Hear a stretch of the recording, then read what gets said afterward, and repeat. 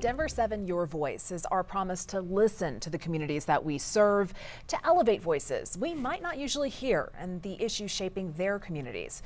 Earlier in the hour, we brought you to Denver's Sun Valley neighborhood. So Jaclyn Allen went into that community, which is in the middle of some huge changes. So Jaclyn and I spoke earlier this afternoon about her experience in that community. All right, Jaclyn, you spent the day in Denver's Sun Valley neighborhood. You've been there many times over the years, but you said this time it feels like a different place. Completely different. I didn't even recognize parts of it, Shannon. A few years ago, a large public housing complex covered most of that neighborhood. Well, now that is just gone. They have built some new mixed income, high density apartments.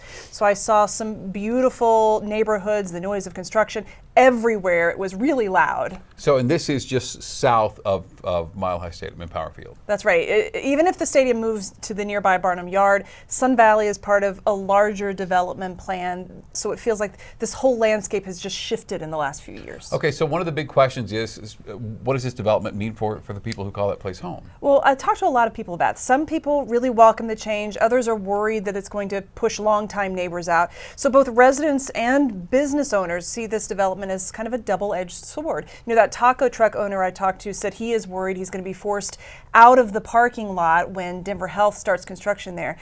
By the way, I can vouch for those tacos. They were legit. They look good. Really good. So, like in other parts of the city, housing and crime shoot to the top of people's concerns. That's right. And there were some other very immediate real issues too. At the food bank line, I saw the line was just stretching down the block. People there told me they are worried about SNAP benefits being paused next week. And if that happens, whether food banks will have enough to meet the need. So this is still an area where people are struggling. They're also hopeful. One woman told me, we will find a way, and you could just see that determination all over the neighborhood. And another thing you said kept coming up, understandably there in Everplace House, the current political climate.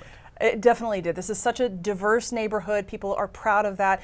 My photographer speaks Spanish. We did several interviews in Spanish, and immigration came up repeatedly and how that's affecting hardworking people in this neighborhood. So the owner of Hell's Tacos tells me he's actually worried that the federal crackdown has meant some people can't find work or they're too afraid to go out. He says his business is down because of that. And the owner of the coffee shop we featured shares that as a woman of color, she felt like she has a target on her back, even though she is a citizen. So the people who live there love it there. So what is it when you're talking to the neighbors, what is it that's so important to them? I think the sense of community, that they have built something special there. It's important too that they don't lose that because of the redevelopment that's going on. It's important that they get the park that they were promised. I'll be following up on that as well. All right, Jaclyn Allen, thank you very much. Thank you.